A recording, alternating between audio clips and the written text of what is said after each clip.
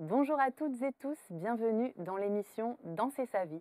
Je suis vraiment ravie, honorée de vous retrouver pour ce rendez-vous, ce nouveau rendez-vous sur ABC Talk TV. Merci à toute l'équipe et en particulier à Marc Leval pour sa confiance.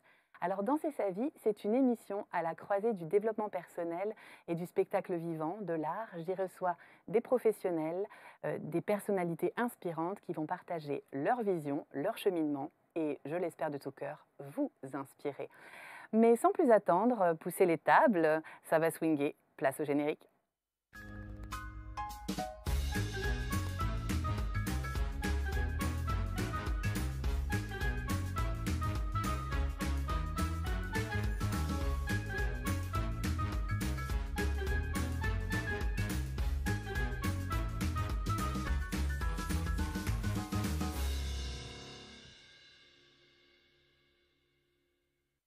Je suis ravie aujourd'hui d'accueillir deux personnalités inspirantes.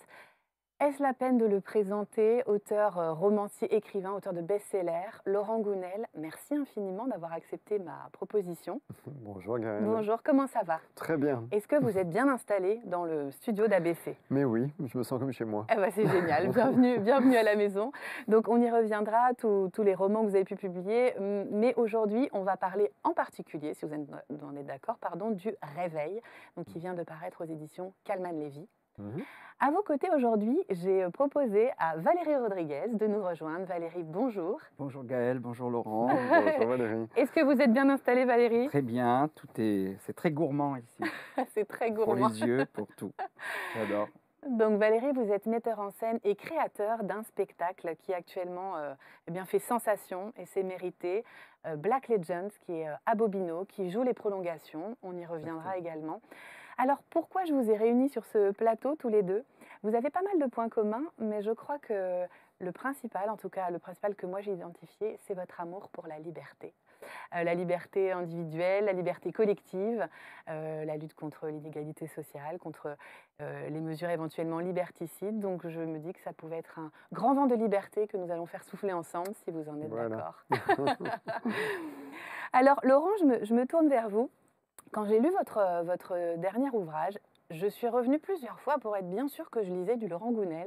Vous m'avez surprise en proposant quelque chose qu'on n'a pas tout à fait l'habitude, en tout cas, de voir avec vous. Le roman est un peu plus court déjà et surtout il est hybride. Est-ce que c'est OK de dire ça? Il a une forme un peu hybride, on peut le dire. parsemée de fiction, mais aussi d'études appuyées, scientifiques. Il est inspiré de ce que nous avons traversé, de la pandémie de la Covid-19. Mais c'est surtout et avant tout une fiction. Alors comment ça vous est venu, Laurent Gounel, de nous proposer quelque chose de tout à fait différent? Eh bien, j'ai, comme tout le monde, traversé cette période si bizarre quand même qu'on a vécue depuis début 2020, qui m'a interpellé et surtout j'étais assez décontenancé par un certain nombre de mesures qui ont été prises, qui me semblaient un peu bizarres, quoi. Donc ça m'a conduit à creuser la question. Moi j'ai un réflexe, c'est quand je comprends pas, il faut que je parte à la pêche aux informations. D'accord. Donc j'ai fait beaucoup de recherches pour comprendre tout, aussi bien sur le virus qui nous attaquait, que sur la situation, que sur les mesures prises, etc. De façon à comprendre un certain nombre de choses. Voilà. Et puis j'ai constaté, comme tout le monde, donc, que petit à petit on était face à une privation de liberté, d'accord. Et je me disais, mais finalement, cette privation de liberté, à quel point elle se justifie ou pas? Et surtout, est-ce que c'est anodin? Parce que moi, ce qui m'a frappé, c'est l'absence totale de débat. C'est en fait, on n'a pas débattu sur est-il pertinent de réduire la liberté pour plus de sécurité? Sauf que pour moi, c'est une vraie question, c'est une question essentielle, hein, une question philosophique, la question de la liberté associée à l'être humain. Et je me suis dit, mais ça vaut le coup de poser la question et d'en parler, quoi, et de dire quel est le rôle de la liberté pour l'homme. Est-ce qu'on peut, comme ça, en vertu de plus de sécurité, accepter de renoncer à notre liberté la plus essentielle? Voilà, j'avais envie d'écrire sur ce thème et c'est ce qui m'a donné envie de prendre la plume. Mais oui, est-ce que vous sentiez une forme de responsabilité, étant donné que vous êtes un auteur Mhm. connu, en fait, dont la voix porte? Est-ce qu'il y avait cette question de la responsabilité de prendre la plume, justement, que Oui. c'était aussi du devoir des artistes, des auteurs, des écrivains? Oui, moi j'étais surpris du silence, on pourrait dire Mhm. assourdissant de la plupart des intellectuels et des artistes, en effet, y compris ceux qui sont souvent si prompts à prendre la parole, y compris sur des sujets qu'ils ne connaissent pas toujours. Et là, c'est silence radio, personne ne dit rien.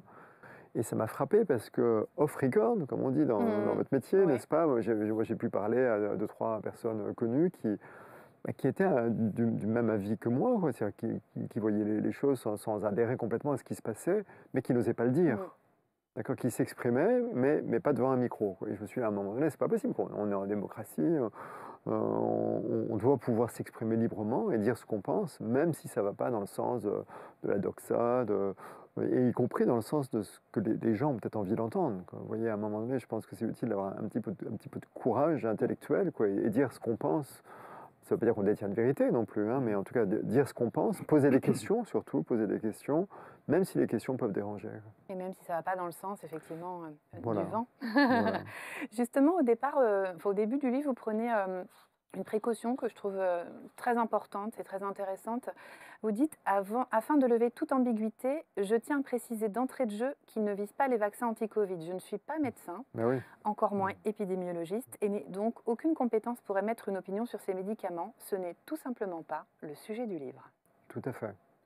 Et pourtant, vous parsemez en fait ce récit, donc l'histoire sans trop dévoiler, parce que voilà, cet homme, un ingénieur en fait, qui vit des mesures liberticides qui sont prises dans son pays. Mhm. Il a aussi un réveil proposé par un de ses amis qui est en Grèce, justement, Christos, qui va un petit peu, tel un électrochoc, en fait, essayer de le ramener aussi à la raison, en tout cas de lui montrer que ce qui est en train de se passer dans son pays n'est pas normal. Pourquoi avoir choisi cette articulation que je trouve extrêmement intéressante justement entre la fiction et puis par moments quelque chose de très documenté? Disons, la fiction me permettait de créer un isomorphisme, c'est-à-dire de transposer la situation au sein d'une histoire, d'accord? Donc en fait, on parle pas de Covid dans cette histoire, je trouve qu'il n'y a même pas une seule fois le mot virus, d'accord? Il y a d'autres choses, d'accord? Mais donc la situation est transposée, mais à travers cette histoire, en fait, ça permet au lecteur de prendre du recul sur ce qu'on a vécu sans parler directement de la chose. Ce qui nous permet aussi de baisser un niveau de tension, puisqu'en fait, on a rendu le sujet anormalement, d'ailleurs, clivant. Moi, je connais plein de familles qui se sont brouillées à cause de ça. Enfin, c'est affolant, quoi. Il y a des gens qui n'ont pu passer Noël ensemble Oui. parce que Ils partageaient pas les mêmes visions. ne partageaient pas la même vision. Et quand on prend du recul, on se dit, mais c'est quand même dingue, quoi. On a le droit d'avoir des avis divergents, d'accord, et pas se foutre sur la gueule pour autant, quoi. Donc c'est un petit peu triste, quoi. Donc voilà, j'ai voulu dépassionner le débat en le transposant. Donc ça, c'est le pourquoi de la fiction. Maintenant, c'était important pour moi, puisque c'est la raison d'être de ce livre, de partager des idées, des réflexions, de poser des questions. D'où le côté un peu essai, en effet, qui sort un peu de la fiction, d'où le côté hybride que vous avez bien cité tout à l'heure, quoi. Et en même temps, c'est aussi très raccord avec votre parcours, celui d'avant l'écriture en fait, parce que vous avez fait des études assez poussées justement en économie, c'est bien ça? Oui, je suis économiste de formation, en fait. Donc on vous Bizarre retrouve de quand dire même. ça me semble presque être une vie antérieure, quoi. Mais oui, j'ai un master en économie. Et donc c'est un domaine qui m'intéresse toujours, quoi. J'ai commencé à travailler dans ce domaine, j'ai pas aimé, honnêtement. En revanche, je suis toujours intéressé par les débats sur le plan économique, ouais, et sociétaux en général d'ailleurs, pas que économique. Justement, la restriction des libertés, elle a beaucoup touché les artistes pendant cette période. Valérie, j'imagine que voilà, vous en avez, tout comme tous les artistes, fait les frais aussi dans cet interdit de travailler, enfin cette impossibilité d'ouvrir les spectacles. Comment vous avez vécu cette période justement? Ben, on va dire que les premiers mois, j'ai trouvé ça assez exotique. Ouais. Un retour vers soi, on va aller à l'essentiel, je suis qui là-dedans? Et puis jusqu'au jour où voilà, c'est plus tenable en fait. Et de ne pas pouvoir s'exprimer, et surtout de ne pas savoir quand est-ce qu'on revient. Avec un projet comme le mien, justement, il faut anticiper, pas juste dire ben, on ouvre les théâtres, ça y est, ça se fait comme ça, non pas du tout. Donc du coup, c'était ça le plus difficile, en fait, ne pas savoir quand est-ce qu'on allait vraiment reprendre. Donc c'est vrai que le président avait dit ben, allez-y, producteurs, produisez, on réouvre en décembre. Et puis en fait, Mais en fait, pas du tout. Et donc du coup, moi personnellement, ça a été catastrophique, oui. Vous étiez déjà sur Black Legend à l'époque? Oui, Black Legend, c'est 8 années ouais, de combat. Alors, un combat mené durement, mais qui en fait a porté ses fruits. Black Legend, c'est un spectacle, pour présenter un petit peu aux spectateurs, un spectacle musical. On peut dire une comédie musicale, vous employez jamais le mot en fait. Vous parlez Oui, de spectacle musical plutôt, de parce, fresque musicale. exactement parce Ouais, qu'en fait, il reprend des codes du théâtre musical, mais pas que, aussi de la revue. Voilà, parce que hmm, c'est une succession de tableaux c'est qui ça. nous font avancer dans le temps avec une colonne vertébrale qui est l'histoire de la culture afro-américaine. Et voilà, c'est pour ça que je l'appelle pas comédie musicale, parce qu'on va pas suivre un personnage tout le long du show qui va évoluer et faire des rencontres. C'est Voilà, ça, oui, c'est votre des petites spectacle scénettes. Voilà, est en 36 tableaux, je crois. Enfin, il y a exactement, à peu près, succession ouais. de tableaux, une narration qui est plutôt basée sur l'histoire, puisqu'on passe du Cotton Club, l'élection d'Obama, enfin, on traverse vraiment un Oui, siècle alors, d'histoire. c'est les petites scénettes qui Mm. font avancer un petit peu dans le temps, et puis la mise en scène et certains morceaux représentent bah, la situation sociale de l'époque, les combats de l'époque. Ouais, Donc moi, je suis venue vous voir à Bobino. J'ai beaucoup ouais, aimé. J'ai beaucoup aimé, comme merci. on le partageait un tout petit peu avant de commencer cette émission, parce que c'est un spectacle qui donne beaucoup de joie, malgré en fait la thématique qui est parfois lourde, hein, parce Oui, qu'on bien parle aussi sûr. du Ku Klux Klan, on parle de la, voilà, de la répression, etc. Donc, mais au fil de standards de la musique, en fait, tout le monde connaît. En fait, on Mm, fredonne, on chante, on danse. C'est un spectacle aussi où vous avez joué. Je pense peut-être, ça m'intéresserait que vous reveniez là-dessus sur votre formation. En fait, vous avez été formé à Londres, oui. et on sent aussi toute cette formation de mélanger vraiment la danse, la comédie et la Mm, musique. En mm, mm, fait, mm. il y a des musiciens en live qui sont installés sur un échafaudage qui C'est tient un ça, lieu oui, de décor, qui permet aussi de faire aussi. changer un peu l'évolution. Je me suis aussi posé une petite question, alors certes elle est un petit peu touchy peut-être, mais en tant que personne blanche, Mm, mm, comment mm. est-ce que vous avez posé la question de la légitimité de créer un spectacle comme ça? Ça m'est venu parce que vous parlez de Black Legends, et comment ça s'est construit pour vous? Mhm. Depuis toujours, je suis connecté à cette culture. Tous mes proches sont noirs. Donc c'est l'inverse. C'est-à-dire on m'a dit que j'étais blanc. D'accord. À un moment Vous êtes donné, Johnny Clegg en quand fait, je c'est crée ça. mes projets, on m'a dit, mais en fait, tu es le seul blanc. Ah oui, c'est Mm. vrai. Bon, très bien, bah, c'est comme ça. Je sais pas comment vous dire, c'est une connexion profonde qui date depuis toujours. Voilà, j'ai dû entendre un gospel enfant, et puis ça m'a juste transcendé. J'ai trouvé ça phénoménal. J'avais fait moi un conservatoire en piano classique jusqu'en fin d'études, mais jamais la musique classique. Et pourtant, bon, je l'écoute encore et c'est magnifique. Mais c'est vrai que le gospel, pour moi, il est un endroit de l'humanité, de l'humain, du simple, du réel. Je trouve ça très puissant, voilà, et depuis toujours. Et c'est vrai que Londres a un peu favorisé tout ça, parce que j'ai vu mes premiers shows avec des comédiens et des chanteurs noirs, justement, qui venaient des États-Unis et performaient. Donc, ça a été ben, comme une signature. Je me Mhm. dis, waouh, c'est ça que je veux. Si jamais je reviens en France, voilà, il va falloir penser à quelque chose, un concept pour que ça existe aussi en France. Puis ça a fait son petit chemin, puis j'ai fait le Roi Lion, Mhm. et c'est là que j'ai rencontré bah, des tas d'artistes, justement, qui venaient du monde entier, et j'ai eu un coup de foudre artistique. Et j'ai décidé, je me suis dit, bah, tiens, on va commencer à faire des choses ensemble, et histoire de sortir de l'univers Disney. Et puis, ça a tellement plu que bah, un monsieur qui s'appelle Bruno Dacruz, un jour m'a dit, bah, écoute, Valérie, c'est parti, je te produis, on va faire ton premier show. Tu en fais voilà, un show d'1h30, ben c'est parti, je te produis. Et c'est parti comme ça, en fait, la mise en Mhm. scène et cette thématique autour de la culture afro-américaine. Et le spectacle a évolué, j'imagine, au fil du temps, Beaucoup c'est-à-dire que... évolué, j'en ai créé un autre, et puis après, bah, c'est la vie, justement, comme on dit, Mm. Mhm. le corona et tout ça, et puis la perte de maman, de ceci, de cela, fait qu'à un moment donné, on se dit, ok, on va s'aligner, on va reprendre les choses à zéro, et je vais faire de mon art quelque chose d'un peu plus engagé. Voilà. Ça a toujours été, hein, je n'ai jamais Mm, fait mm, mm. trop d'événementiel, je ne suis pas dans ce truc spectacle, animation. Voilà, c'est vrai que je ne chante que quand vraiment je ressens les choses et que je trouve ça important. Voilà. Et est venue l'idée de parler de ouais, de cette histoire-là qui est un peu méconnue, hein, je dirais, parce que même là-bas aux États-Unis, hein, j'ai discuté avec des journalistes et il y a comme un tabou, quelque chose comme ça qui est très douloureux, et puis on n'en parle plus. Les générations actuelles voilà, ne font pas référence à ça et s'isolent par rapport à un passé. Et je me suis dit, tiens, peut-être ça serait chouette de trouver une forme là-dedans, dans le théâtre musical, qui puisse rendre hommage à ces gens-là, à ce combat-là. Et en plus, parfois, il y a une connaissance sur certains éléments à la force de votre spectacle, si vous faites le lien en fait entre tous ces éléments importants via une narration plus émotionnelle, j'aime le dire, hein, c'est ce qu'on ressent. Effectivement, on ne suit pas un personnage qui peut au départ être déroutant et en même temps, la Oui. puissance de l'émotion fait que ça fonctionne en fait. Vous êtes mu par tout ça, par l'émotion, mais aussi par l'injustice. En fait, c'est votre moteur de création, vous dites. Le fait de détester l'injustice me met en Oui. route pour créer. Oui, je crois que c'est ça. Je suis animé par une colère. Voilà, tous les jours, je suis en colère. Quand je vois les médias, quand je vois des gens isolés dans la rue, quand je vois les comportements, je vois le racisme dans le langage ou tout ça, le racisme conscient et inconscient. Oui, ça me met hors de moi parce que c'est quelque chose qui est très, très loin de moi et très. Enfin, je comprends pas.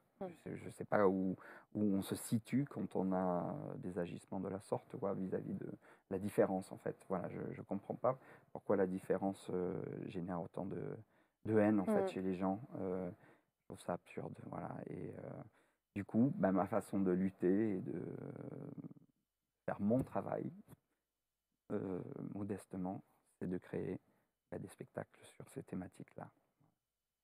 Vous, Laurent, vous étiez en colère quand vous avez écrit Le Réveil? Est-ce que c'était une émotion qui est venue nourrir Ma foi, travail, le travail je vais artistique? confesser avoir ressenti une certaine colère, on va dire.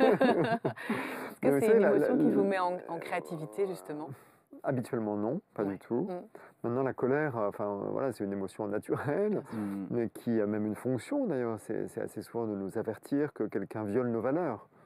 Et moi, en l'occurrence, c'est entre autres la valeur liberté qui a été violée, quoi. Et voilà, donc, je l'ai ressenti, en effet, donc ça m'a donné des émotions. Mais j'ai aussi souhaité faire retomber l'émotion pour pouvoir analyser un peu plus froidement ensuite la situation et essayer de comprendre. Moi, j'ai besoin de comprendre. Oui, c'est ça. Pour vous comprendre, c'est le début de la conquête de notre liberté. Est-ce que quand on comprend mieux une situation, on peut cheminer vers sa propre liberté? Est-ce qu'il y a un lien de cause à effet entre les deux? Je pense que quand on comprend mieux une situation et aussi quand on comprend mieux ce qui se passe en nous, à ce moment-là, en effet, c'est le chemin vers notre liberté parce que, ayant tous les éléments en main, on peut décider en conscience.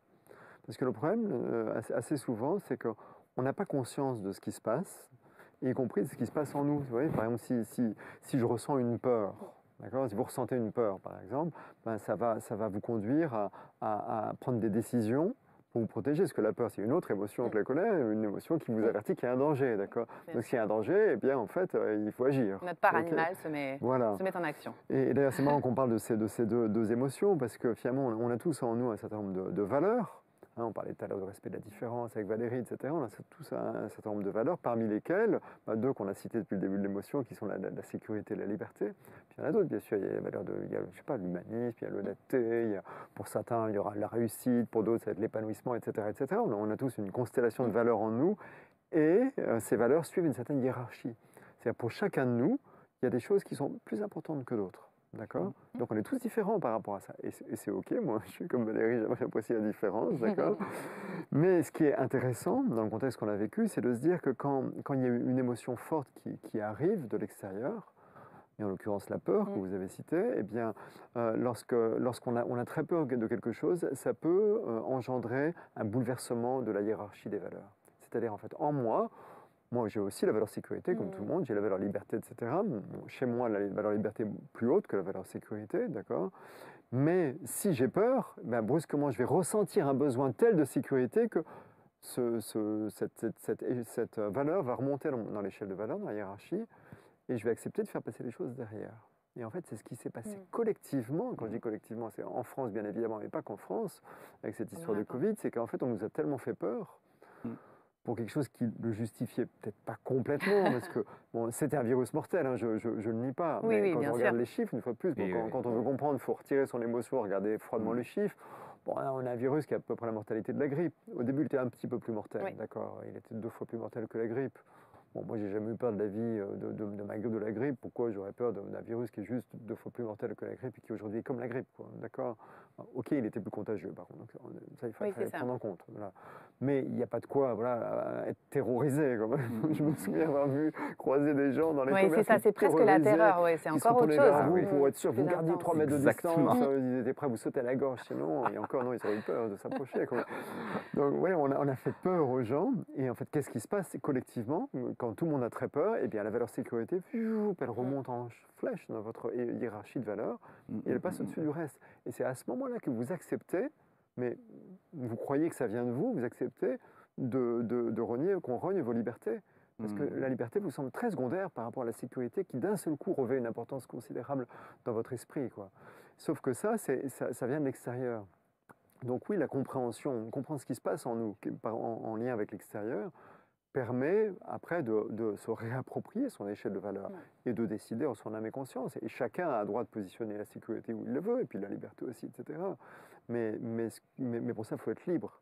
Et la liberté, libre de soi, libre de ses choix, et on est libre de nos choix quand on comprend ce qui se passe en nous, quoi.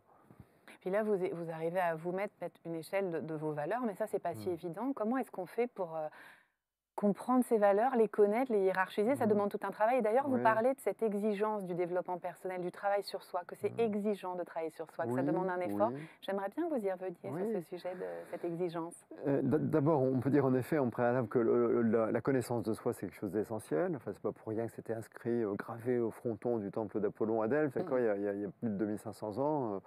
Connais-toi toi-même, d'accord, et ça a été repris par Socrate ensuite, hein, mais c'est un plus vieux que Socrate. C'est essentiel, en fait, tout passe par la connaissance de soi. Sauf que il y a une dimension culturelle à la connaissance de soi, et en France, en l'occurrence, on n'est pas très branché introspection, quoi. Même Ou une pour... certaine forme peut-être d'introspection. Ouais, et même pour les gens qui sont férus de développement personnel, moi, je constate que souvent, c'est pas évident de regarder à l'intérieur. C'est pas grave, j'ai envie de dire, on a d'autres qualités, ok. Et c'est utile d'apprendre, voilà, d'apprendre à se connaître. Donc maintenant, pour répondre à votre question, Gaëlle, pour découvrir ses valeurs, en fait, il faut répondre à la question, qu'est-ce qui est important pour moi?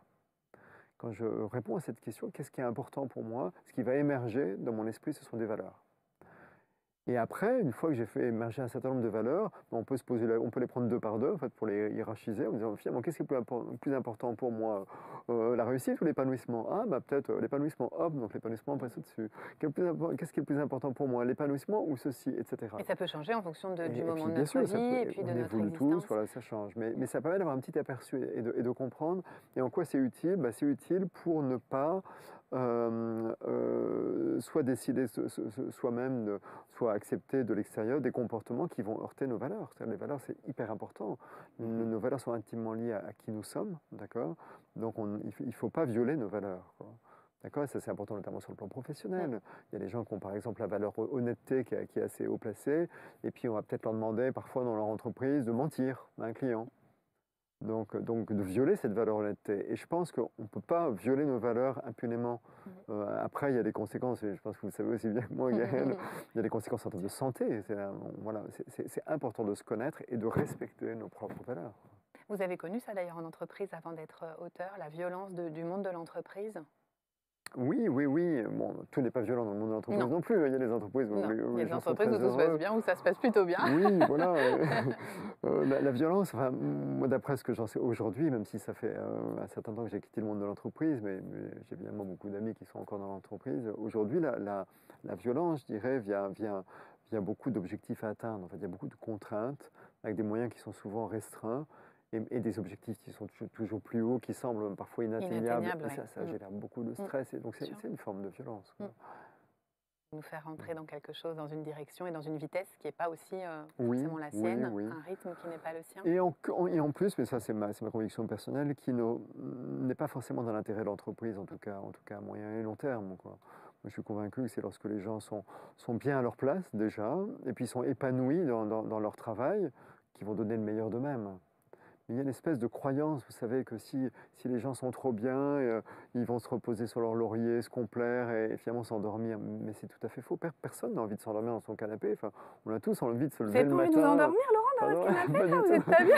Non, on a tous envie de se lever le matin et d'être motivé pour Bien faire quelque sûr. chose qu'on aime, en Oui, fait. bien sûr. Donc pour moi, le rôle du management devrait être dans les entreprises de faire en sorte que les gens soient hyper épanouis dans leurs actions. Et c'est là où ils donneront le meilleur d'eux-mêmes. Et c'est là où on n'aura même pas besoin de contrôler leurs horaires parce que voilà, quand on aime ce qu'on fait, on regarde pas l'heure, quoi. Oui, et cette croyance limitante qu'on pourrait dire, hein, elle se retrouve assez dans le milieu du spectacle vivant aussi. J'ai souvent entendu des artistes dire que ça doit être dur pour y arriver, etc. Alors Valérie, j'aimerais bien avoir votre avis là-dessus et aussi votre avis sur est-ce que la connaissance de soi, elle est indispensable aussi pour un artiste pour qu'il fasse durer sa carrière, son déploiement. Est-ce qu'un artiste a besoin de se connaître et qu'est-ce que ça peut apporter dans une vie artistique de bien se connaître personnellement? Bah, j'adhère déjà à tout ce que vient de dire Laurent. Oui, c'est d'abord, il faut se connaître, Ouais. bien évidemment, pour s'aligner aussi et être au bon endroit. Voilà. Donc, il faut savoir qui on est pour mieux anticiper, créer, parce que voilà, il y a toute une série d'émotions, une partition émotionnelle à dessiner dans un spectacle et on a envie d'être juste surtout. Voilà, et pour être juste, justement, il faut déjà soi-même être très aligné, essayer d'avoir du recul sur certaines choses et pour pouvoir commencer à proposer des cellules chorégraphiques ou de mise en scène adaptées à la situation qu'on veut révéler, oui. Euh, donc ça, c'est très, très, très, très important. Et je reviens effectivement sur ce qu'il a dit. C'est vrai que j'ai trouvé très étonnant que les gens acceptent cette situation. Et c'est l'acceptation justement, de trahir ses valeurs. J'ai trouvé ça dément. Voilà, ça, c'est quelque chose qui m'a choqué pendant 2 ans. Je dis, et les gens acceptent. Donc voilà, on est tous là, on vit ça, on en souffre. Il y a sûrement d'autres chemins pour lutter contre ce virus, mais cette histoire d'acceptation, j'ai trouvé ça dingue. Voilà. Et l'autre question, c'était quoi? C'était le rapport à la connaissance de soi pour un artiste, par exemple. Là, Black Legend est un succès phénoménal. Et comment est-ce qu'on vit ça aussi de l'intérieur, toutes ces émotions qu'on reçoit, c'est-à-dire à la fois le travail qui peut être laborieux, des répétitions, de la création, puis à un moment, quelque chose, comme vous dites, qui est aligné, qui prend sa place, qui trouve son public. Comment ça se gère aussi toutes ces émotions? Parce que je vous ai vu moi-même le soir où je suis venue voir le spectacle, très émue quand vous êtes venu faire les saluts avec votre équipe, votre famille, Oui. parce qu'on a vraiment l'impression que c'est une famille, en fait, une troupe artistique. Je suis ouais, très, très ému de les voir, en fait. Mm. Très ému de les voir dans un show qui les représente. Et ça, pour moi, ça compte beaucoup. Je me dis, c'est chouette, tu as pu, avec tes petits outils, tu as au moins réussi ça. Voilà. Et ça, pour moi, c'est hyper, hyper touchant. Après, effectivement, il y a quelque chose de plus personnel derrière où je me dis, waouh, tout ce qu'il a fallu vivre pour toucher aujourd'hui voilà, cet endroit-là, c'est quand même fou. Et en même temps, je suis très reconnaissant de toutes ces épreuves. C'est-à-dire que un peu comme de la gymnastique, j'apprends à accepter les horreurs, les surprises de la vie Bien qui sûr, ouais. peuvent voilà, venir faire toc-toc à ta porte. Donc j'apprends modestement à accepter les épreuves. Voilà, comme un ami, c'est OK, tu viens, allez, je t'invite chez moi, on va voir On regarde tous le les deux, dragon, quoi. je te prends par la main et on va voir ce qu'on va faire ensemble. Ouais. Et qu'est-ce que je vais apprendre de toi, en fait. Voilà. Donc, pour moi, ça a été ça. Et encore plus amplifié, effectivement, ces 2 années-là où on est dans cette introspection, où on se dit qui suis-je là-dedans et comment je vais renaître de ça. Et c'est important de renaître, je pense, et d'avoir cette capacité. Voilà. Et c'est vrai que je ne soupçonnais pas, parce qu'on se croit souvent faible ou incapable d'eux. En tout cas, moi, j'ai été un petit peu éduqué comme ça. Tu sais pas, tu te tais, etc. Donc, puis avec aussi l'enseignement, pour moi, ça a été un désastre, l'école. Donc, j'étais toujours pointé du doigt, voilà, le bienheureux, le cancre. Le bienheureux et le C'était- cancre, vous étiez Oui, les deux oui, à la moi fois. j'étais voilà, toujours là, toujours au premier rang, mais le sourire, mais c'est tout.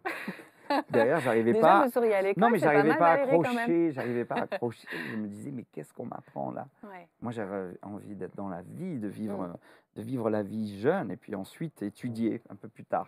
Dans un Vous voyez deuxième temps, c'est ça? Oui, et du coup, c'est ce qui se passe un peu dans ma vie. C'est-à-dire que maintenant, j'ai soif de tout. Alors que jeune, pas du tout. J'étais dans cette expression ou envie, voilà. Hem, donc ouais, c'est ça. Et puis pour en revenir à la légitimité, Mmh. j'ai oublié de vous répondre. Hem, oui, je me suis toujours, senti, alors évidemment, je me suis posé la question, mais pas par rapport à moi, plutôt par rapport aux autres. Qu'est-ce que vont dire les autres, de moi? Et puis très, très vite, je me suis dit: «Bah non, on est tous légitimes, ça concerne c'est l'humanité, point à la ligne, en fait». Et je me sens, citoyen du monde et j'ai le droit de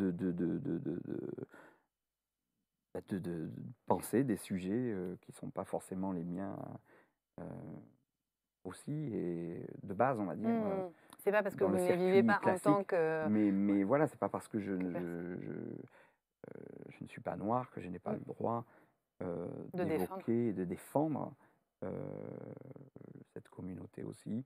Voilà, donc du coup, j'ai réglé cette histoire de légitimité, assez rapidement et que je pense qu'on est tous légitimes, et où que ce soit et quel que soit le domaine. J'ai le droit de peindre, j'ai le droit d'écrire, j'ai le droit de tout. Après, il faut accepter que voilà, je ne suis pas forcément un très bon peintre, mais c'est pas grave, ça me fait du bien, donc je le fais. Tout dépend ce que veut dire être un très bon peintre. Ça Oui, aussi, mais c'est une, aussi après ouais. tout est bien, relatif là-dedans, Ah oui. mais voilà, je suis dans cet état d'esprit où il faut vivre, on n'a qu'une vie et je vais tout expérimenter. Cancre, bien heureux. Et vous alors, Laurent, quel élève vous étiez à l'école? Quel enfant étiez-vous? Je dirais assez moyen. Je crois que j'étais bon élève au primaire, mais après en secondaire, j'étais plutôt moyen. Bon, j'ai eu un bon bac, mais bon, j'étais vraiment moyen, quoi, honnêtement. Voilà, quoi. Moi, je me suis épanoui plutôt après, dans le Mmh. supérieur. En fait, j'ai vécu le départ du lycée comme une libération.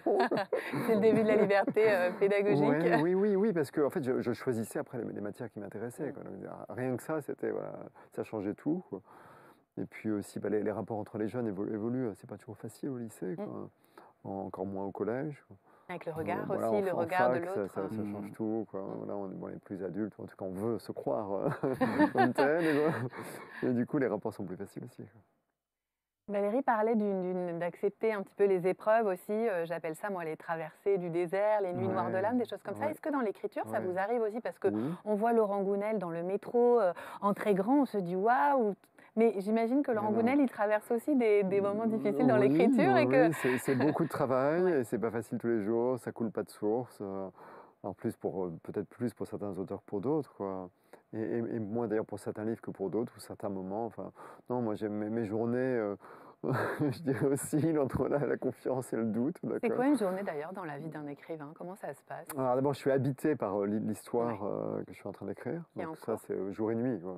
Ça, si je me lève la nuit, voilà, tout de suite, je suis dans mon livre et j'ai une idée qui me vient assez Mmh. souvent. La nuit, c'est bien, comme ça, quand on n'est pas encore bien réveillé. Donc je note. Donc vous notez, vous vous Ah oui, réveillez, vous notez? je note D'accord. ou j'enregistre Mmh. si si je quitte la chambre pour pas réveiller ma femme, quoi. Mais oui, oui. Sinon, donc, oui, je suis habité par ça toute la journée et en fait, moi, j'y consacre un peu toutes mes journées, quoi. Et ce qui est parfois problématique, parce que même si j'ai pas de phobie administrative comme certains politiques, n'est-ce pas, mais j'ai tendance à Ah. repousser, en fait, parce que voilà, tout ce qui me sort de mon livre m'agace prodigieusement, Mmh. quoi. Donc, tout Mmh. l'administratif, les factures à payer, les impôts, tout ça, ça passe après. Et puis parfois, c'est oups, la date est dépassée, quoi. Donc ça, C'est- c'est quand vous êtes en écriture d'un projet, Oui. et quand le projet est là, alors est-ce que vous êtes déjà en train de penser à l'autre? Comment ça se passe en fait, cette articulation, cet enchaînement? Parce Alors, que il y a d'abord une période de promotion, mmh, d'accord, qui est sympa. Je dirais, c'est à la fois sympa et épuisant. Sympa parce que ça permet d'aller à la rencontre des gens, quoi. C'est quand même un métier très solitaire, hein, Mmh. écrivain. Je suis seul chez moi tout le temps, quoi. Donc, rencontrer les gens, rencontrer les lecteurs, discuter, c'est quand même super agréable. Donc ça, j'aime bien. Par contre, c'est extrêmement fatigant parce que c'est beaucoup de voyages, quoi. C'est beaucoup de voyages, surtout que j'ai quitté Paris il y a 7 mmh, ans. Maintenant, je suis en Bretagne. C'est quand même assez excentré Mmh. Mmh. comme région, quoi. Donc voilà, beaucoup de temps de transport, donc c'est souvent assez épuisant. Donc ça dure plusieurs mois, mais pendant lesquels je peux pas me mettre sur un autre projet, en fait. Certains y arrivent, je sais, moi je peux pas. En fait, je suis assez monomaniaque. Je fais Une une chose chose à la après fois. Il paraît que c'est masculin. Je ne sais pas si c'est vrai pour vous, Valérie. Ah oui, mais- pareil, mono, Bon, Ah, je ne peux pas faire deux choses en même temps. voilà. vous aussi, vous vous Mais reconnaissez vraiment dans pas. ce que Laurent dit, que c'est obsédant quand on est sur un projet de création. Est-ce que c'est vous aussi, vous vous réveillez la nuit pour Oui, noter oui, les c'est idées d'un ça. spectacle, C'est une idée, un spectacle. Et 24-24. Ouais. Fonctionne comme ça. J'arrive pas à anticiper les choses ou faire des plans sur le futur. Et pourtant, vous avez plein de choses en même temps que Black Legend. Oui, il y a une autre petite pièce. Mais ça, on l'avait Attention, hein. justement, celle-ci, on l'avait créée pendant le corona. D'accord. Et on faisait des visios pour pouvoir mettre en scène son projet quand on était les Donc c'est une adaptation de la tresse de l'ouvrage Laetitia La Tresse, Colombani, de ouais. Laetitia Colombani, ouais. Voilà, Ouais, qui est d'accord. venue nous voir d'ailleurs et qui a validé un peu l'axe qu'on avait pris. Et on est ravis. Et on vient de gagner, je crois, le meilleur seul en scène, les Cyrano, je ne sais pas si vous connaissez. Ouais, bravo. Voilà, donc on est super contents. Et pareil, ça s'est fait pendant le corona, en visio. Voilà, représentation clandestine. Une adaptation chez du elle, chez travail, l'actrice. l'adaptabilité des Pour artistes. présenter à quelques amis. Voilà, et c'est vrai que c'est à tous les deux d'ailleurs, c'est notre premier spectacle où il n'y a pas de chant ni de danse. Voilà, c'est la première fois qu'on se lance là-dedans. Et elle, comme moi, Hélène Ardenne, qui est l'adaptatrice. De la du tresse roman. de la Laetitia tresse. Colombani. Comment sont reçues actuellement vos œuvres? Alors parce que évidemment vous invitez tous les deux aux prises de conscience, à la liberté, à la lutte contre les inégalités. Quels sont les retours que vous recevez actuellement de vos lecteurs, de vos spectateurs, et peut-être ceux auxquels vous attendiez pas aussi, parce que parfois j'imagine qu'on peut aussi créer avec une certaine attente ou dans une certaine intention, et puis être surpris de ce qu'on reçoit aussi en face. Laurent, ça se passe comment le réveil alors dans les mains de vos lecteurs? Est-ce qu'ils sont comme moi à se dire c'est vraiment Laurent Gounel qui a écrit ça? Alors oui, à commencer par mon éditeur, d'abord, qui a été Donc Kalman Levy. le deuxième lecteur après mon épouse, et qui m'a dit, bon, d'abord en substance, il m'a dit, t'es fou de publier ça, tu vas perdre la moitié de tes lecteurs, etc. Ne fais pas ça. Mais C'est ce qu'on vous a dit quand vous avez proposé le projet, en oui, fait. oui. Et bon, j'ai choisi de le publier quand même, quoi. Je me suis dit, je vais me sentir lâche toute ma vie si je ne le fais pas, donc je le fais. Et puis si je perds tous mes lecteurs, je changerai de métier. J'ai déjà eu 3 métiers dans ma vie, donc ça ne me fait pas peur de changer. Vous allez en trouver encore. d'autres. C'est plus important pour moi de respecter ma valeur d'intégrité. En fait, c'est un peu Bien une sûr. question d'intégrité Là, personnelle. on est encore qu'on dans a l'échelle de jusqu'au valeur bout. à ce Voilà, moment-là. c'est ça, C'est celle qui est venue exactement. être cherchée, c'est l'intégrité. Et je m'attendais en effet à perdre, alors peut-être pas la moitié de mes lecteurs, mais en tout cas en fâcher un bon tiers, je dirais à la louche, comme ça va sortir de mon chapeau. Mais en fait, non. En fait, Vous, c'est vous une aviez grosse peur de fâcher surprise. vos lecteurs, vraiment? Ah ou non, je n'avais c'était- pas peur. Je voulais pas le faire, bien sûr, mais par contre, j'acceptais le fait que ça puisse être le cas, quoi. Je me disais, bah oui, s'il y a des gens qui me pardonnent pas, qui sont pas, d'abord, s'ils sont pas du même avis, ils ont le droit, quoi. Mais deux, si par contre ils n'acceptent pas que j'ai un avis divergent et qu'ils me blacklistent à vie, bah, tant pis, quoi. Si c'est le prix à payer, je suis prêt à le payer, quoi. Et en même temps, vous ne posez pas un semblerait que ce avis soit pas le tranché. cas. Moi, je ne l'ai pas reçu comme ça. En tout cas, c'est une proposition, une Non, enquête, non. une investigation basée Oui. sur quand même des faits pour la partie plutôt corpus. Oui. Mais j'ai pas Et- l'impression que vous faites un manifeste à aucun Non, moment dans le réveil. non, mais et tout est sourcé en plus, hein, là, c'est la première fois que je fais ça d'ailleurs à la fin d'un de mes livres, je cite toutes les sources pour que chacun puisse aller vérifier les informations par lui-même, parce qu'il y a des choses qui peuvent sembler tellement énormes qu'on peut se dire, mais est-ce bien la vérité? Donc j'ai tout sourcé, toutes les sources sont hyper fiables et sérieuses, quoi. D'ailleurs, dans les sources, en fait, vous revenez sur ce qu'on appelle l'ingénierie sociale. Quels sont les grands Ouais. principes que vous, sans forcément tout dévoiler pour les lecteurs Non, qui c'est n'auraient pas pas un encore problème. lu Le Réveil, mais quelles sont les grandes lignes, en fait, que vous mettez à découvert, en fait, parce que Oui, vous insistez beaucoup sur le côté qu'il y a beaucoup de choses cachées, mais qu'il faut rendre oui, tout visibles. à fait, tout à fait. Bah, en fait, l'ingénierie sociale, tout a commencé il y a un siècle, en fait. Il y a un peu plus d'un siècle, c'était en 1917, quand le président américain Woodrow Wilson a voulu l'entrée des États-Unis en guerre. Bah, il était un peu gêné aux entournures, puisqu'il s'était fait réélire sur la promesse de ne pas entrer en guerre. Donc évidemment, hein, les affiches le disaient, « He kept us out of war », voilà, il nous a maintenus en dehors de la guerre. Donc évidemment, une fois réélu, il dit, bah, maintenant on va aller en guerre. Ça ne le faisait pas, comme disaient les jeunes. Et donc il s'est dit comment faire, et il a eu l'idée en fait de manipuler l'opinion. Et pour ça, il a créé une commission qui s'appelait la commission Creel, de mémoire, enfin, je cite dans le livre, qui est une commission qui était dirigée par un journaliste, hein, mais à laquelle appartenaient des gens qui n'étaient pas comme d'habitude des hauts fonctionnaires. Non, pas du tout, c'était des publicitaires, c'était des artistes, et puis c'était un psychologue, enfin le neveu de Freud en l'occurrence, un certain Edward Bernays. d'accord, qui a inventé, on peut dire, le concept d'ingénierie sociale et même de relations publiques. C'est un terme qui aujourd'hui est tombé dans le Qu'on langage courant. utilise, C'est lui qui l'a pour le utilisé. spectacle d'ailleurs, qu'on utilise Voilà. aussi de relations publiques. Pourquoi? Parce qu'en fait, avec cette commission et les gros moyens qui étaient pour cause des moyens du gouvernement américain, quoi, ils ont communiqué énormément. Donc, ils ont convié des artistes pour faire des shows, pour créer des films, même des longs métrages, hein, pour diffuser des idées basées sur des mensonges éhontés, quoi, pour manipuler l'opinion. Donc, on leur racontait les histoires. On racontait par exemple qu'il y avait des bébés belges qui avaient été embrochés à la baïonnette Ça, par des c'est soldats allemands. C'est terrible. On leur racontait des tas de trucs pour motiver, en fait, La haine, pour en fait. retourner, pour induire la haine dans la population et pour faire en sorte que la population soit demandeuse de la guerre. Et ça a été le cas, en fait. Ça a vraiment bien fonctionné, quoi. Donc ils ont alimenté comme ça pendant plusieurs mois la population de fausses nouvelles, mais vraiment tout était faux sur toute la ligne. Et puis au bout d'un moment, les gens ont tapé les poings sur la table, ils ont dit il y en a marre, maintenant il faut aller en Europe, quoi. Il faut participer. Et les États-Unis sont entrés en guerre, quoi. Et donc notre Edward Bernays, neveu de Freud, qui était quand même la clé de voûte de ce système de manipulation, en fait était tellement satisfait de cette belle entreprise d'influence que d'abord il en a écrit un bouquin, hein, dans lequel il écrit en substance que de toute façon la plupart des gens sont cons, donc comme ils sont cons, c'est normal que les plus intelligents pensent pour eux et les manipulent pour les faire penser dans le bon sens, quoi. Très fier de lui. Et puis il s'est dit surtout, je vais en faire mon métier, ça marche trop bien, je suis trop fort, quoi. Donc il a mis ses services, ses techniques à disposition au service de grandes entreprises, hein, des multinationales américaines, mais toujours pour manipuler l'opinion, en fait. Donc, je raconte dans le livre, il a fait des trucs incroyables. Il a même déclenché une guerre civile au Guatemala. Enfin, et ça a duré toute sa carrière. Ce monsieur est mort dans les années 90, hein, il est mort très vieux. Et aujourd'hui, ces techniques sont enseignées dans les grandes universités américaines et dans certaines écoles de sciences politiques un peu partout de par le monde. Et puis dans les pays où ce n'est pas enseigné, il y a des grands cabinets américains qui viennent à coup de big dollars, n'est-ce pas, en échange de big dollars, de gros cachets, eh bien, former les gouvernements un peu partout dans le monde à comment manipuler leur opinion, parce que les gens sont tellement cons, il faut bien quand même penser à leur place, n'est-ce pas? C'est ce qu'on retrouve d'ailleurs dans la ségrégation de la population noire aussi. Il y a tous ces processus de d'estampiller les Noirs sont comme ça, tout ce qu'on racontait aussi sur les crimes qui n'étaient même pas commis, mais voilà,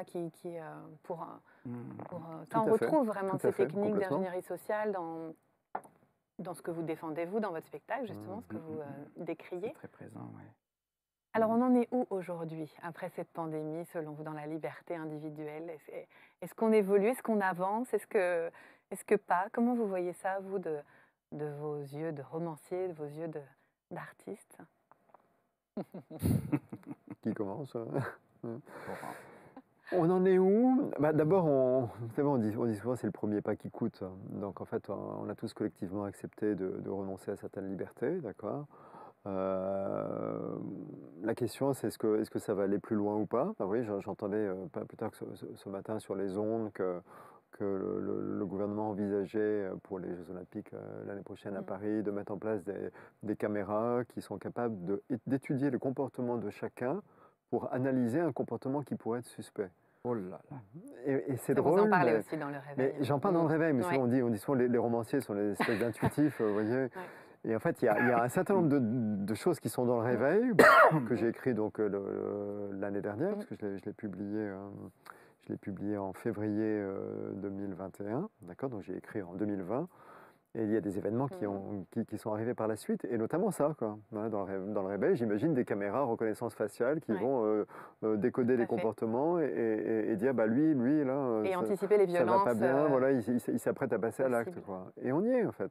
La réalité rejoint toujours la fiction, quoi. Oui, ça s'est produit aussi pour des auteurs comme Philippe Cadic, des gens comme ça, bien sûr, moi j'ai senti vraiment beaucoup, pas d'influence, mais en tout cas, je ne sais pas si vous vous êtes inspiré par son travail, mais il y a vraiment une notion familière entre vos deux écritures et ce que vous décrivez dans vos romans. J'ai lu Philippe Cadic, j'ai beaucoup de respect pour son travail. Et c'est vrai que je pense que c'était le plus visionnaire de tous les écrivains du XXe siècle. C'est quand même incroyable, ce type-là, avec 50 ans d'avance, a vu ce qui allait devenir la réalité de notre monde. C'est quand même exceptionnel. Et en tant qu'artiste, est-ce qu'on est plus libre aujourd'hui? Est-ce qu'on continue à l'être? J'ai pas l'impression qu'on soit plus libre, hein. Non, bien au contraire. Et en même temps, il y a des prises de conscience. J'ai l'impression que, en tout cas dans mon environnement, je pense pas pour la France entière, mais en tout cas mes amis, mon environnement, j'ai l'impression qu'ils ont été modifiés. Hmm. Nous avons été modifiés, je pense, profondément sur cette période. Qu'il y a un avant et un Là, après, c'est ça un peu j'ai votre... l'impression qu'il y a un ouais. avant et un après, que beaucoup de gens ont décidé de changer de métier aussi, d'aller à l'essentiel. Changement de carrière, changement de localisation. Et même pour moi, hein, voilà, moi je pars maintenant très régulièrement à l'étranger sur des longues périodes de 3 mois, 6 mois, dès que je peux, pour découvrir le monde. Renforcer justement cette envie de liberté, cette envie d'aller voir ce qui est différent chez les autres aussi. Mhm. Je me sens, j'adore être étranger, quelque part, voilà. Et tant que je peux, avec ce spectacle et ma situation, je voyage et j'essaie de découvrir un peu ce qui se passe ailleurs. Maintenant, pour revenir à la France, oui, j'ai l'impression qu'on perd beaucoup de liberté. J'ai beaucoup très inquiet, oui, très inquiet. J'ai l'impression qu'il y a quelque chose comme ça au-dessus de nous qui veut tout dominer, il est pour nous. Et alors, je sais pas, peut-être que tout va exploser un jour ou l'autre et qu'on va se réveiller, mais je sais pas, ça me fait peur, justement, cette acceptation-là. Je me dis, les gens sont prêts à gober, à accepter tellement de choses, tellement de souffrances. Et il y en a qui, voilà, qui le respectaient de façon... Bon, moi, j'habitais à Marseille à l'époque. Donc, Marseille, c'est un État dans l'État. Oui, c'est un peu le dernier espace de liberté en France. Voilà. Cette Donc, émission Marseille, n'est pas ma ville, sponsorisée par ma le ville, tourisme à Marseille, hein, par l'Office du tourisme, je vous assure. ma ville coup de cœur. Du coup, c'est vrai que je pense que je n'ai pas vécu le même climat qu'ici à Paris. Hein. Je ne sais pas, mais là-dedans, j'ai essayé de trouver ma liberté aussi, toujours, toujours. C'est un combat, en fait. Je ne sais pas si la liberté, c'est quelque chose qui peut être juste là, comme ça, vous Se donne. construit, qui Et se... c'est peut-être Non. quelque chose qui doit se prendre, Ouais. en fait, et Tout qui à fait. doit tout le temps être... On doit toujours travailler pour ça, en fait. Se lever le matin et travailler pour cette liberté-là. Je ne pense pas que ce soit quelque chose qui va arriver gratuitement. Il y aura toujours quelque chose de douloureux, un combat, enfin des combats même, dans le monde entier pour toucher ça. Mais à une échelle très très lente, je suis quand même optimiste. J'ai l'impression qu'on avance, mais c'est lent. Je ne sais pas si on va être témoin de tout ça, nous, d'une civilisation nouvelle, comme on pressent. En tout cas, je ressens un changement C'est profond. quelque chose qui est en Mais je ne vue, sais pas comment le décrire. Je ne sais pas si c'est vraiment super ou où va-t-on, je ne sais pas. Mais je ressens très profondément qu'il y a une prise de conscience. Maintenant, est-ce que ça suffit bouleverser tout un système? Je ne sais pas. Et justement, pour les personnes qui sont en train de nous regarder, qui se disent, mais moi, ça donne envie, les valeurs dont parle Laurent, la liberté dont parle Valérie, mais comment je fais, quoi? Comment on fait concrètement? Qu'est-ce qu'on pourrait donner comme conseil, comme astuce, de par vos parcours, de par ce que vous avez pu traverser, peut-être quelqu'un qui n'est pas artiste ou qui n'a pas cette expression possible, mais comment est-ce qu'on fait pour faire le premier pas? Il y a le premier pas qui coûte, mais il y a le premier pas qui compte aussi pour se cheminer. réapproprier sa vie, Ouais, c'est ça? sa liberté, sa puissance, je ne sais pas, on peut dire plein de choses, c'est-à-dire là-dedans, qu'est-ce qui dépend de nous en fait? Alors, bon, on l'a cité tout à l'heure, la connaissance de soi, déjà l'introspection. Il y a quelque chose qui aide beaucoup, je dirais, c'est de se libérer un peu de toutes ces belles machines qui nous environnent, qui nous entourent, d'accord, et auxquelles on peut devenir accro. Donc on coupe, c'est ça que vous voulez dire? Bah oui. Ouais.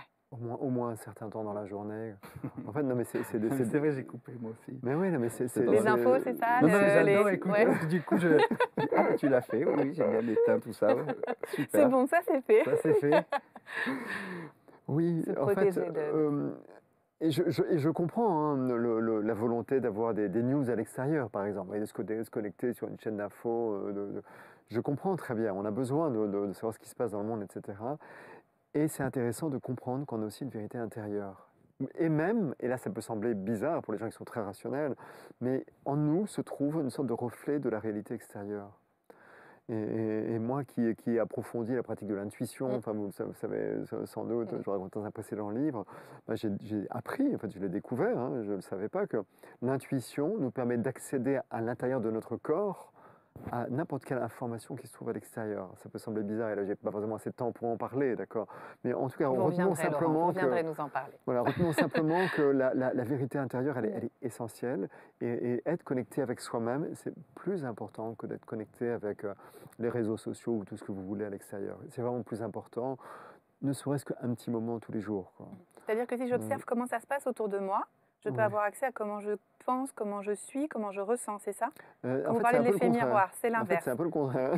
C'est le fait d'être Alors, on bien reprend. connecté à moi-même, ressentir, être vraiment dans mon corps, pas coupé de mon Ok. corps parce que je suis en permanence l'esprit Hmm. happé par la télé ou je ne sais quoi, d'accord? Mais être vraiment me reconnecter à moi dans mon corps et en fait découvrir que finalement, quand je suis dans mon corps, eh bien, je suis aussi paradoxalement, hein, bizarrement, connecté à l'extérieur, D'accord. quoi.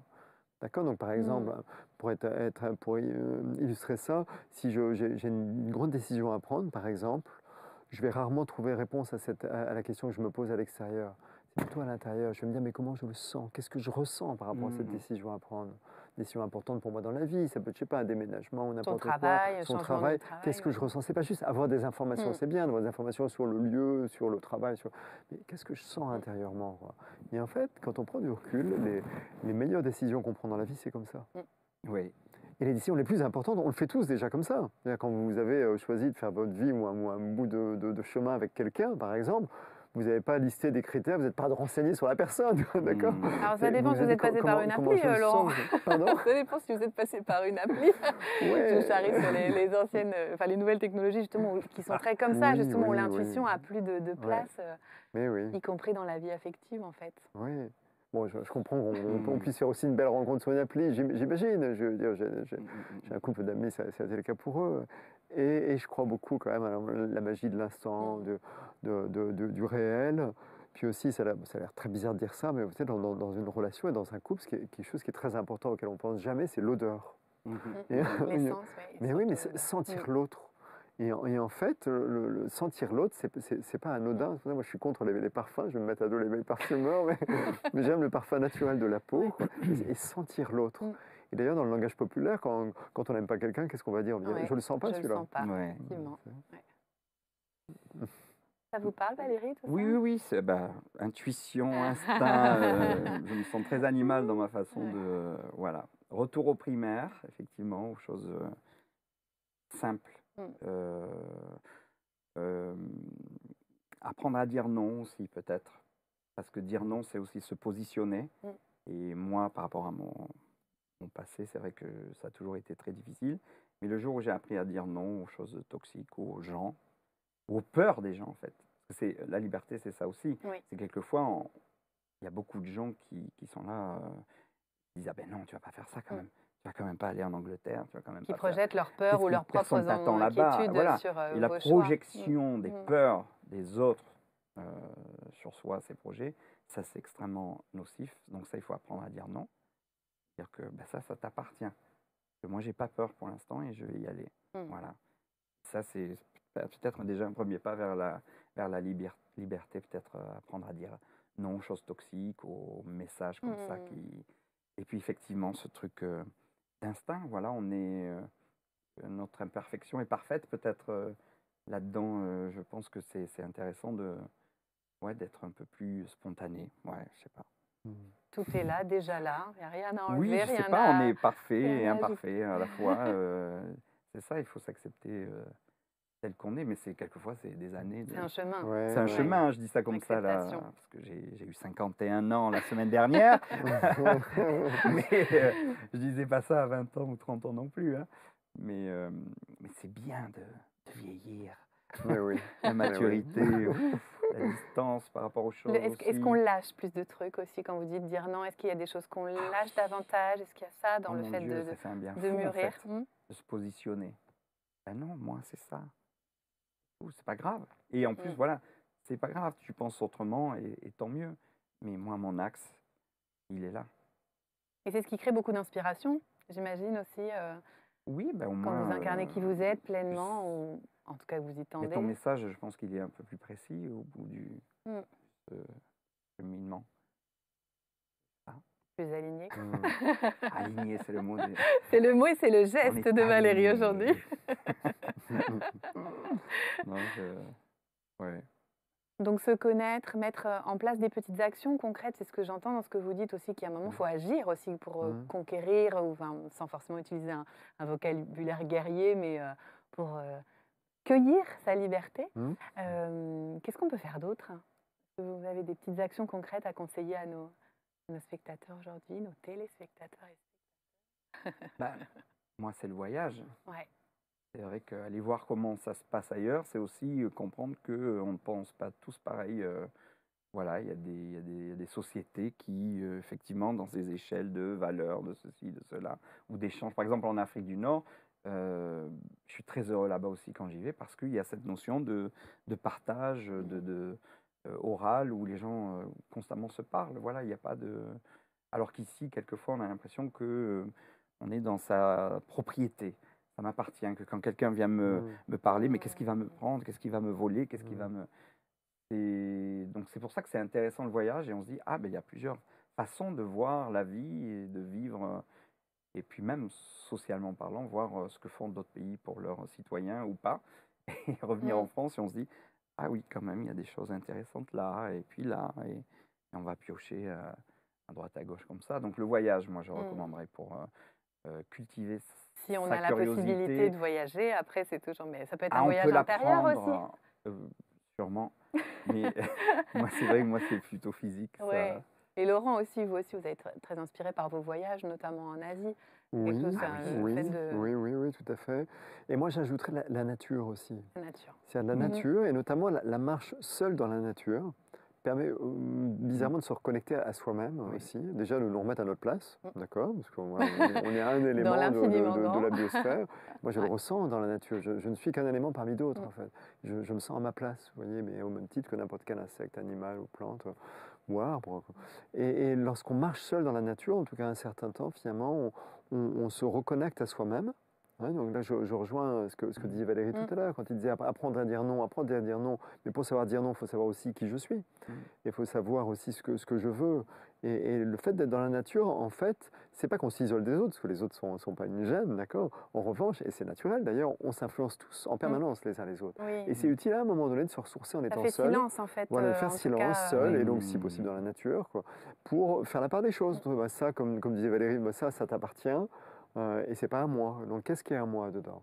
Et à un moment donné, voilà, pour se rassembler, la marche dans la nature, c'est vraiment quelque chose de, ouais, c'est quelque chose de chouette, quoi. Se couper du bruit, en fait. Vous parlez aussi des infos qui nous viennent en continu, donc se couper aussi des avis, enfin de tout ce qu'on reçoit base, et qui nous parasite, oui. et qui entretient la peur d'ailleurs.